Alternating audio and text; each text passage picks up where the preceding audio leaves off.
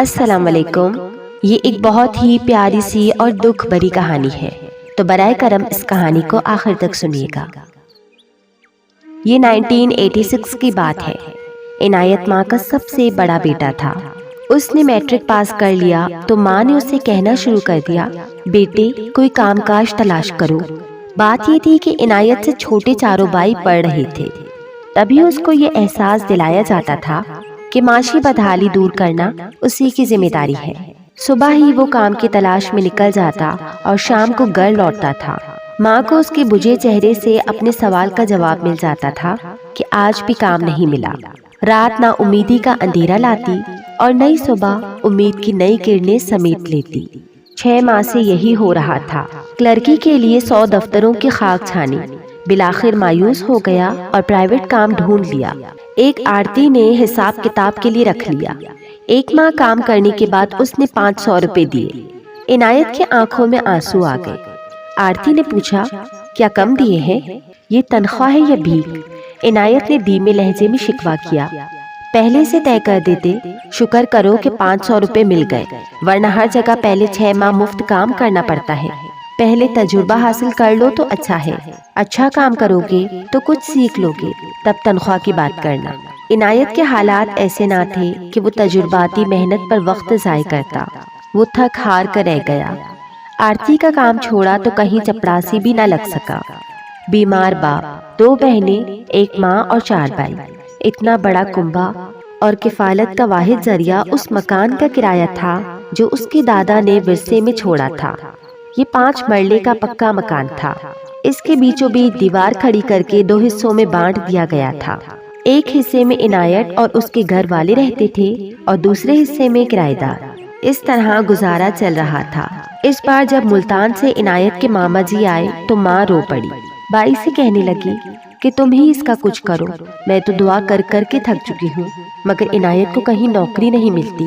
کیا عنایت کو کسی قسم کا ہنر آتا ہے؟ میٹرک پاس کا تو نوکری تلاش کرنا مشکل ہے۔ آج کل چپڑاسی بھی FA BA ہوتے ہیں۔ بہتر ہے کہ کوئی ٹیکنیکل کورس کر لے، تو میں اس کو سعودی عرب بھی بھجوانے کا انتظام کر سکتا ہوں۔ شرط یہ ہے کہ اس سے پہلی 2 تنخواہیں اس ریکروٹنگ ایجنٹ کو دینی ہوں گی جو اس کے وہاں بھجوانے اور پھر کام دلوانے کا بندوبست کرے گا۔ اندھا کیا چاہے، 2 آنکھیں۔ عنایت کی ماں نے فوراً حامی بھر لی۔ ماموں نے بھانجے کے لیے کچھ رقم بہن کو دی کہ کورس کے لیے کسی ادارے میں داخلہ لے لے، روزگار تو صحیح ملے گی۔ بہن خوش ہو گئی۔ اس نے بیٹے پر دباؤ ڈالا کہ تمہارا ماموں یہ کہہ کر گیا ہے اور روپیہ بھی دے گیا ہے، کورس کرنا ہوگا، ورنہ پھر وہاں جا کر ہر قسم کی مزدوری کے لیے تیار ہو جاؤ۔ دیار غیر میں روپیہ کمانا اتنا آسان نہیں ہوتا۔ تم ابھی جوان ہو، دل میں حوصلہ اور جسم میں طاقت ہے، تو جلد غریبی کی لعنت سے ہم چھٹکارا پا سکتے ہیں۔ 1.5 سال اسے کورس کرنے میں لگا۔ یہ وقت اس نے جوں توں گزارا۔ 6 ماہ ویزے کے انتظار میں لگے۔ جب ساری کارروائی پوری ہو گئی تو وہ دبئی روانہ ہو گیا۔ اب ماں اس کی جدائی سے نڈالتی، پہلی بار جو بچھڑ رہا تھا، پھر بھی وہ خوشی کا اظہار کر رہی تھی۔ وہ کہتی تھی کہ 2-4 برس کی جدائی کی کوئی بات نہیں بیٹا، تو ہزاروں میں کمائے گا تو قرض بھی اتر جائے گا اور میری لڑکیوں کے ہاتھ بھی پیلے ہو جائیں گے۔ اب گھڑیاں گن گن کر دن گزرنے لگے۔ بالآخر وہ دن بھی آ گیا جس کا سارے کنبے کو انتظار تھا۔ عنایت کے آنے کا مژدہ سن کر ماں پھولے نہیں سما رہی تھی۔ اس کا بیٹا 5 برس بعد دبئی سے گھر لوٹ رہا تھا۔ اس نے اتنا کما لیا تھا کہ بہنوں کی شادیاں کرنے کے بعد بھی کچھ سرمایہ بچ رہا تھا اور اب وہ اپنے وطن میں بہت اچھی طرح کوئی کاروبار شروع کر سکتا تھا۔ اس نے فون پر کہا، ماں فکر نہ کرنا، میں بہنوں کے لیے عمدہ ریشمی جوڑے، گھڑیاں اور گھریلو چھوٹا موٹا سامان ساتھ لا رہا ہوں۔ اس نے اپنے آنے کی تاریخ بھی بتا دی۔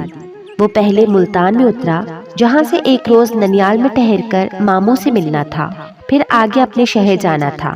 ماموں کا شکر ادا کرنا بھی لازم تھا، جس کی مہربانی نے اس کو خوشیوں اور آسودہ حالی کے یہ دن دکھائے تھے۔ وہ ایک دن ماموں کے گھر ٹھہر گیا۔ ان کو اور ان کے بچوں کو تحفے دیے اور جانے کی اجازت چاہی۔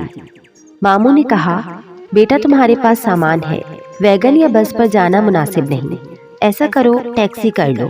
اس پر ممانی بولی، میرا ماموں ذات فلک شیر ٹیکسی چلاتا ہے، کیوں نہ اس کو فون کر کے بلا لے؟ اتنے مال اسباب کے ساتھ کسی اجنبی کی ٹیکسی میں جائے گا تو ہم کو فکر لگی رہے گی۔ ماموں نے کہا، بیگم ٹھیک ہے، تم اپنی مومانی کو فون کر کے فلک شیر کو یہاں بلوا لو۔ مومانی نے فون کیا، فلک شیر نے ہی ریسیور اٹھایا۔ مدعا سن کر کہنے لگا کہ میں آج فارغ ہوں، آ کر عنایت صاحب کو لے جاتا ہوں۔ آدھے گھنٹے بعد اس نے دستک دی۔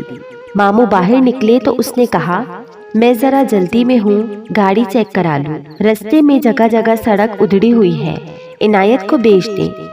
ورک شاپ پر کتنا ٹائم لگے گا؟ ماموں نے سوال کیا۔ یہی کوئی گھنٹہ بھر، فلک شیر نے جواب دیا۔ یوں ماموں نے عنایت کو فلک شیر کے پاس بھیج دیا۔ فلک شیر راستے میں ایک ورک شاپ پر رکا، تھوڑی دیر بعد آ کر بولا، عنایت بھائی، موٹر میں کام زیادہ نکل آیا ہے، ایسا کریں آپ میرے گھر پر تھوڑی دیر قیام کر لیں، میں گاڑی بنوا کر ابھی آتا ہوں۔ وہ بیچارہ سیدھی سادی طبیعت کا تھا، وہ مان گیا۔ فلک شیر اسے گھر لے آیا اور اپنے والد سے ملوایا کہ یہ بلال صاحب کے بانجے ہیں، میں ذرا گاڑی کو صحیح کروا لاؤں، تب تک یہ ہمارے گھر پہ مہمان ہیں۔ فلک شیر کا باپ اسے گرم جوشی سے ملا اور گھر کے اندر لے گیا، اس کی خاطر مدارت کی اور دونوں دبئی کے بارے میں باتیں کرنے لگے، جبکہ فلک شیر واپس ورک شاپ چلا گیا۔ اس نے 1-2 گھنٹے کا کہا تھا، مگر مغرب ہو گئی اور وہ نہ لوٹا۔ اس کے باپ نے کہا، عنایت بیٹا، اب رات سر پر ہے، راستے میں ڈاکو وغیرہ مسافروں کو لوٹ لیتے ہیں، اور تم تو دبئی سے آ رہے ہو، تمہارے پاس قیمتی سامان بھی ہوگا۔ جی بالکل، میرا تو سارا سامان ہی قیمتی ہے، بہنوں کے جہیز کے لیے خریداری کی ہے، 5 سال بعد گھر لوٹ رہا ہوں۔ تب تو نقدی وغیرہ بھی ہوگی؟ نقدی کے ساتھ کچھ سونا بھی خریدا ہے انکل، بہنوں کی شادیوں کے لیے زیورات بنائے ہیں، بہنوں کی شادیوں کے لیے زیورات بنوائے ہیں۔ بیٹے عنایت، پھر تو میں تمہیں مشورہ دوں گا کہ تم ہرگز رات کا سفر مت کرو، کھانا کھا کر سو جاؤ۔ ابھی تک فلک شبیر نہیں لوٹا ہے، وہ عشاء تک آئے گا، شاید گاڑی میں کچھ مسئلہ نکل آیا ہے، اگر راستے میں کوئی ویران جگہ پڑ گئی تو کچھ بھی ہو سکتا ہے، صبح تڑکے نکل جانا۔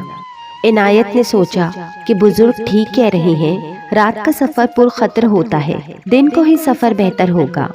اس نے فلک شیر کے گھر میں ہی سو جانا بہتر سمجھا۔ باپ کے ساتھ عنایت کی گفتگو فلک شیر کے بھائیوں نے بھی سنی۔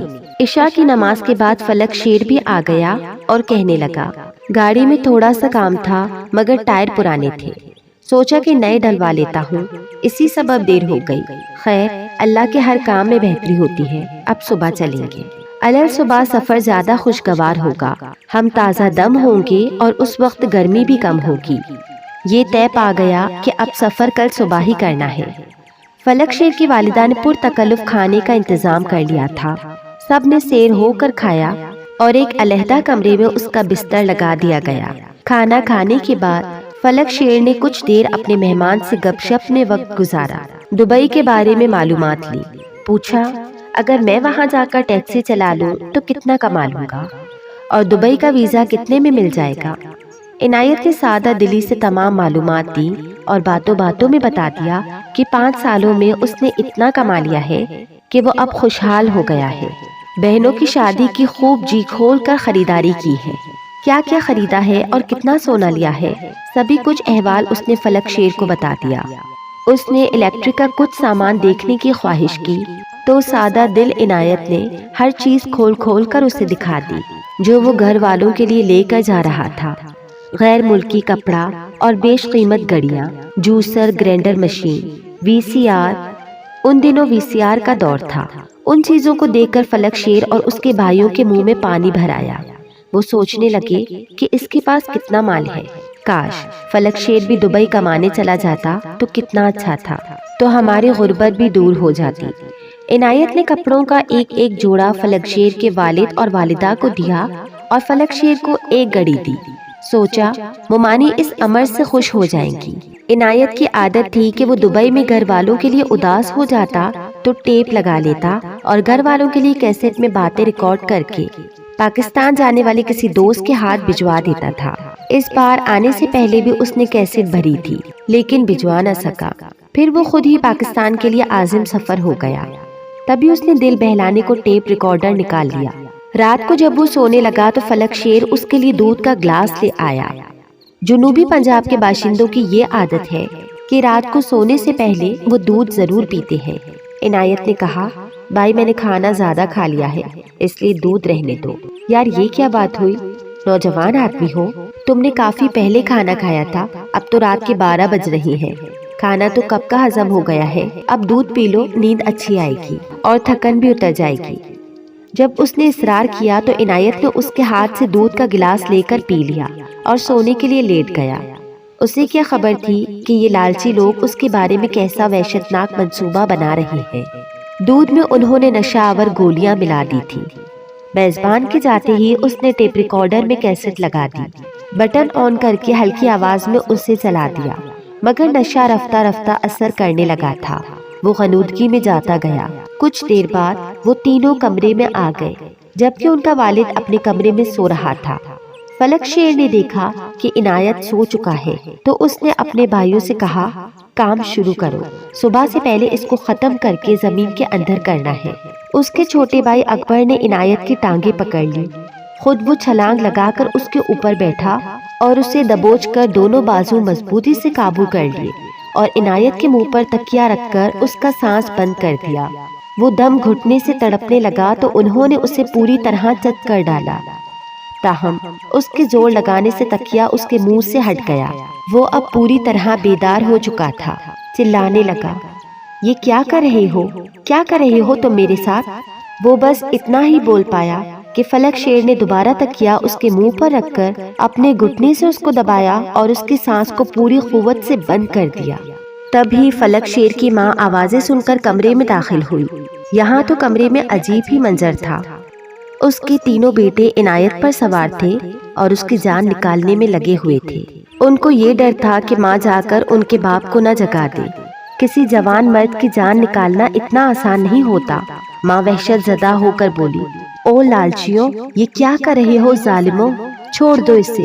وہ ماں کو چپ نہیں کرا سکتے تھے، لہٰذا اکبر نے ایک موٹا سا ڈنڈا زور سے عنایت کے سر پر مارا تو تکیہ ایک طرف گر گیا اور عنایت کی چیخ نکل گئی۔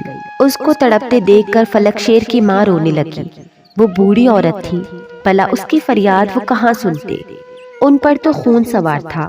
مرنے والے کے سوٹ کیس میں سونے کی ٹکیوں کی چمک نے ان کو اندھا کیا ہوا تھا۔ آخر اس بے بس کی جان لے کر ہی انہیں سکون ملا۔ ماں سے بولے، تم ادھر سے چلی جاؤ، اس کو اگر ہم ادموا کر کے چھوڑ دیتے تو یہ ہم کو مروا دیتا، مگر اب تم یہاں بین ڈال کر کے ہم کو مروا دو گی۔ وہ بیچاری ناتوان خاتون روتی رہی، کمرے سے نکل کر برآمدے کے فرش پر جا پڑی۔ اس کے حواس کام نہ کر رہے تھے کہ کیا کرے، جبکہ اس کے بیٹوں نے میت کو جانوروں کا چارہ رکھنے والی جگہ کدال میں زمین کھود کر دبا دیا۔ اس تمام کارروائی میں تقریباً 1.5 گھنٹہ لگا۔ اس کے بعد اس کی دبئی سے لائی سب اشیاء پر ان کا قبضہ ہو گیا۔ ادھر جب عنایت مقررہ وقت پر گھر نہ پہنچا تو اس کی ماں بے چین ہو گئی۔ دوسرے بیٹے کفایت کو اپنے بھائی کے پاس بھیجا کہ جا کر پتہ کرو کہ عنایت آیا ہے یا نہیں، آ گیا ہو تو اسے اپنے ساتھ ہی لے آنا۔ چھوٹا بھائی جب ماموں کے پاس پہنچا تو اس نے بتایا، بیٹا وہ تو کل 11 بجے ہی یہاں سے چلا گیا تھا، میں فلک شیر سے پتہ کرتا ہوں۔ پھر ماموں نے اسے فون کیا تو فلک شیر نے کہا، پھوپھا جی میری گاڑی خراب تھی، میں اسے ورک شاپ لے گیا تو استاد نے کہا کہ اس پر سفر مت کرو، اس کے ٹائر ختم ہیں، راستے میں خرابی درپیش ہوگی تو کیا کرو گے، پہلے ٹائر بدلوا لو۔ تبھی میں نے آپ کے بانجے سے معذرت کر لی تھی، وہ دوسری ٹیکسی کر کے خود چلا گیا تھا۔ مجھے نہیں معلوم کہ اب وہ کہاں ہے اور کیوں ابھی تک گھر نہیں پہنچا، شاید کسی دوست کے پاس ہو، مجھے اس کے بارے میں کچھ پتا نہیں ہے۔ میری گاڑی تو اسی دن سے ورک شاپ میں کھڑی ہے، بے شک آپ جا کر میرے استاد جی سے پوچھ لو۔ یہ سن کر عنایت کا ماموں پریشان ہو گیا۔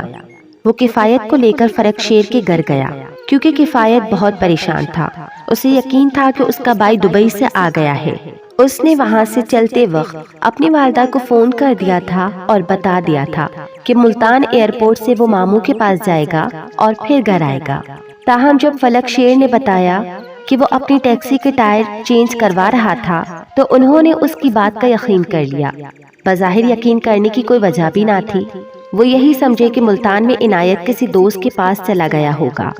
تاہم حیرت کی بات یہ تھی کہ اس نے نہ تو گھر والوں کو فون کر کے بتایا اور نہ اپنے ماموں سے ہی رابطہ کیا۔ تبھی ان کو شک گزرا کہ ضرور اس کے ساتھ کوئی غیر معمولی بات ہو گئی ہے۔ وہ ابھی یہ سوچ ہی رہے تھے کہ عنایت کے گھر میں انہیں غیر ملکی سینٹ کی خوشبو محسوس ہوئی۔ یہ خوشبو ویسی ہی تھی جیسی عنایت کے ملبوس سے ماموں کو آئی تھی جب وہ ان کے گھر پر ٹھہرا ہوا تھا۔ یہ خوشبو فلک شیر کے گھر میں ہر جگہ محسوس ہو رہی تھی۔ ماموں نے فلک شیر سے کہا کہ میں تمہارا گھر دیکھنا چاہتا ہوں۔ اس طرح گھر دیکھنے کے بہانے وہ کمرے میں ادھر ادھر پھرنے لگے۔ تبھی ایک کمرے میں صوفے پر ماموں کو تولیہ پڑا نظر آیا۔ اس نے تولیہ اٹھایا تو اس میں سے بھی تیز سینٹ کی خوشبو آئی۔ اسے لگا کہ یہ تولیہ تو عنایت کا ہے۔ جب ماموں فلک شیر سے باتیں کر رہا تھا، کفایت کی نظر کمرے میں بچھے پلنگ پر پڑی۔ اس نے دیکھا کہ پلنگ پر نئی صاف ستھری چادر بچھی ہوئی ہے لیکن تکیے موجود نہیں ہیں۔ وہ پلنگ کی طرف گیا۔ اسے اس کے نیچے ایک نیا ٹیپ ریکارڈر رکھا ہوا نظر آیا۔ اس نے اسے اٹھا کر دیکھا۔ اس میں کیسٹ لگی ہوئی تھی۔ کفایت نے کیسٹ کو نکال لیا۔ اس پر عنایت کا نام لکھا ہوا تھا۔ اس نے جلدی سے کیسٹ جیب میں رکھ لی اور ریکارڈر کو واپس اسی جگہ پر رکھ دیا۔ فلک شیر اور اس کے بھائی ماموں سے باتوں میں مشغول تھے۔ انہوں نے کفایت کی طرف توجہ نہ کی تھی۔ گھر آ کر اس نے سارا ماجرا اماں اور ماموں سے بیان کیا۔ ماموں نے بھی گواہی دی کہ اس کمرے میں لگتا تھا کہ سینٹ کی شیشی کھلی تھی یا کسی نے اپنے کپڑوں میں سینٹ لگایا تھا جس کی خوشبو ہوا میں رچی ہوئی تھی۔ تبھی مجھے شک ہو گیا۔ پھر انہوں نے کیسٹ دیکھی اور اسے ٹیپ ریکارڈر پر لگا دیا۔ جوں جوں وہ کیسٹ سنتے جاتے تھے، گھر والوں پر قیامت گزرتی جاتی تھی۔ شروع میں تو عنایت کی اپنی آواز سنائی دی، جو باتیں اس نے گھر والوں کے لیے بھری تھی، مگر بعد میں ٹیپ کے کچھ حصے میں جو کچھ ریکارڈ ہو گیا تھا اس کو سن کر تو جیسے ان پر قیامت گزرتی جاتی تھی۔ وہ یوں سکتے میں تھے جیسے کوئی بھیانک خواب دیکھ رہے ہوں۔ قصہ یوں تھا، قتل ہونے سے ذرا دیر پہلے عنایت نے اپنی جیب سے کیسٹ نکال کر ٹیپ ریکارڈر میں لگائی۔ دراصل وہ مزید ریکارڈنگ کرنا چاہ رہا تھا۔ تبھی فلک شیر دودھ کا گلاس لے کر کمرے میں آ گیا۔ اس کے قدموں کی آہٹ سن کر عنایت نے ٹیپ ریکارڈر کو پلنگ کے نیچے رکھ دیا۔ فلک شیر کے جانے کے بعد اس نے ٹیپ ریکارڈر کا بٹن آن کیا۔ کچھ دیر بعد اس پر نشہ آور دودھ پینے سے غنودگی طاری ہونے لگی اور وہ بٹن آف کیے بغیر سو گیا۔ تھوڑی دیر بعد جب تینوں بھائی اس کو مارنے کے ارادے سے آئے تو اس کارروائی کے دوران کسی کا پاؤں تار سے اٹکا، مگر وہ اپنے ظالمانہ عمل میں اس قدر محو تھے کہ انہوں نے تار کو بھی نوٹس نہ کیا اور ان کی نظر پلنگ کے نیچے رکھے ٹیپ ریکارڈر پر بھی نہیں گئی جس کا بٹن آف نہیں ہوا تھا۔ وہ عنایت کی لاش کو ٹھکانے لگانے کی جلدی میں تھے۔ کدال سے کوٹھی کا کچا فرش کھود کر اسے زمین پر گاڑ جا کر وہ تینوں کمرے میں لیٹ گئے۔ ماموں اور کفایت وہ کیسٹ لے کر تھانے گئے اور قتل کی FIR درج ہو گئی۔ تھانے میں کیسٹ سنی گئی تو سبھی انگشت بندان رہ گئے۔ عنایت کی غنودگی میں چلے جانے کے بعد بھی تھوڑی دیر تک کیسٹ چلتی رہی تھی۔ اس واردات کا تھوڑا سا حصہ ریکارڈ ہو چکا تھا۔ پہلے فلک شیر کی کچھ باتیں ریکارڈ تھیں، پھر لڑنے بھڑنے کی آوازیں سنائی دینے لگی اور عنایت کی کراہنے کی آواز بھی آنے لگی۔ فلک شیر کی ماں کی بھی آواز سنائی دی کہ ظالموں کیا کر رہے ہو، چھوڑ دو اس سے۔ پھر فلک شیر کی آواز سنائی دی، ہرگز نہیں، اگر ہم نے اسے چھوڑ دیا تو یہ ہم کو مروا دے گا۔ قتل کا منظر گویا کیسٹ سے نکل کر آنکھوں کے سامنے چھاتا جا رہا تھا۔ اچانک ہی کیسٹ بند ہو گئی، شاید تار نکل جانے یا آٹومیٹک سسٹم کے تحت بند ہوئی تھی۔ عنایت کے قتل کا کوئی گواہ نہ تھا، کسی کی شہادت موجود نہ تھی، مگر سب سے بڑا شاہد خدا کی ذات تھی جو دیکھ رہی تھی۔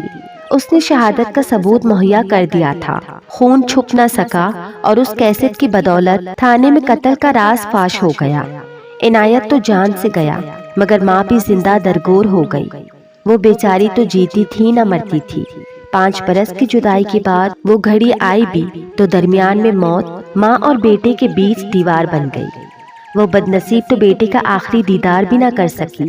جب تک جیتی رہی یہی کہا کرتی تھی کہ خدا کرے کسی کا بیٹا پردیس نہ جائے، اگر جائیں تو جلد لوٹ کر آئیں، کیونکہ موت کبھی بھی آ سکتی ہے، موت کسی کو مہلت نہیں دیتی۔